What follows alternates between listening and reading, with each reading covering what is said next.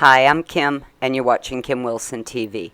My channel is dedicated to helping victims of narcissistic abuse get free and stay free. If you're new to my channel, please visit Kim Wilson TV at YouTube. There's approximately 500 videos there on the subject. The video I posted yesterday is really just a reminder that if you've got an idea in your head and you've got a dream in your heart and you have a passion in your soul, you can make anything materialize.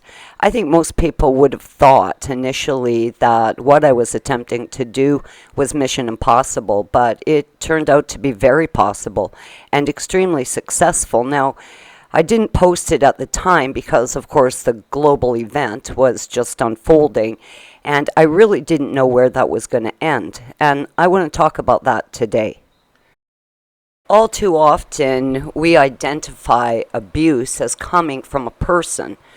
Well, I think abuse can take on many forms, as the global event just made abundantly clear to all of us. That was absolute evil. It affected people in the same ways that an abusive, narcissistic relationship will. People were utterly despaired. They were suicidal. People's lives were in shambles. People didn't know how to move forward. They were being gaslit on a moment-to-moment basis, and they were suffering all the symptoms of extreme gaslighting. Here in Vallarta, we have but one industry, and that is tourism. We didn't close down. We didn't shut our airports, and thank God for the people flying in from Aguascalientes, Guanajuato, Mexico City, Guadalajara. The Mexican tourists did keep us alive when the Western nations did limit their travel. Though we were able to keep the doors open, we really didn't shut down at all. There had been a very, very serious economic shift in Puerto Vallarta. And though we were at no risk of losing this store, we were watching all of our neighbors go broke. The little restaurants, wine bars, gift shops, boutiques, they were closing up one by one, and it was happening weekly. After 3 years of fighting it out on a daily basis to keep the store moving forward and to keep the doors open, I found myself sitting in a pile of feelings that were all too familiar with me. I was mentally, emotionally, spiritually, physically drained. I was living on eggshells for a very long time. There's obviously a lot of financial concern that comes with owning one of the biggest art galleries in town when tourism is at an absolute minimum. I found myself feeling, well, very broken, unsure of the future. I was lacking confidence. I was blaming myself in many ways, wondering what more I could have done. I mean, we set up home delivery, pickup. We had done everything that we could do to keep sales going. And yes, it was working, but it was such a battle. It was no longer developing and growing in any sort of organic way. It was just one unfortunate event after the other, constantly stomping out fires, problem, reaction, solution, nothing but troubleshooting, and it went on like that for a very long time. So I had to sit down one day and ask myself, is this store narcissistically abusing me? Because all of the old feelings were there. And so I did decide to close the store. At the time, it was very, very difficult for me. I was really heartbroken. But quite quickly, I felt good about it because any time we leave a narcissistically abusive relationship, we take that baggage with us. The self-doubt, all the questions, should I have done more? Is there something else I could have done? Am I to blame?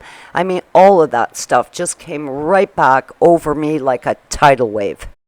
And when I say the store, I say that very loosely. That was a fabulous shop that was in a really bad circumstance. That was a store struggling during a global event, and it was that global event that was being spearheaded by psychopaths. So ultimately, I felt like I was being attacked by psychopaths because legitimately I was.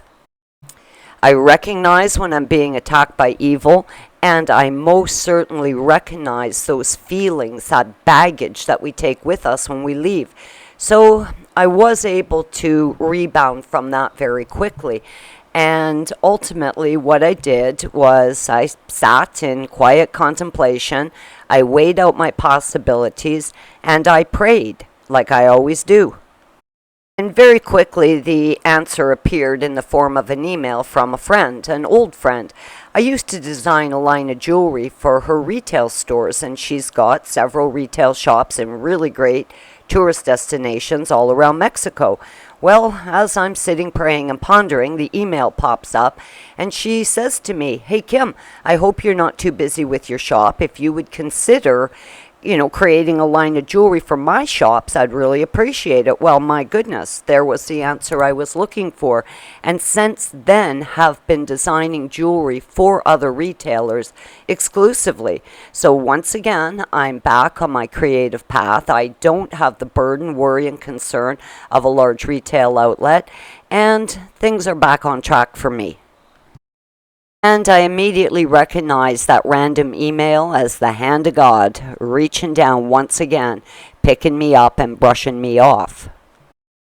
And as that started to work out really well, I started to get more retail accounts, and that's been growing very steadily. But in addition to that, I've created new product lines, and we'll talk about that in future videos. But the moral of the story is, we are going to be attacked by evil. We are going to be targeted by evil. We will continue to find ourselves in situations that we simply have to walk away from. We're going to have to stay highly in tune to how we're feeling and how we're being affected. It does feel like this planet has been absolutely infiltrated by evil, and we have to learn how to be resilient. We have to learn how to bounce back up, brush ourselves off, and keep moving. Evil can take on many forms, and whether it is a person, a place, or a thing, we have to recognize how we're being affected, and we have to shut it down quickly, get away from it, go no contact, cast that evil out of our lives. If you can dream it, you can do it. I'm Kim. You're watching Kim Wilson TV. I love you guys lots, and I hope you're all having a great narc-free day.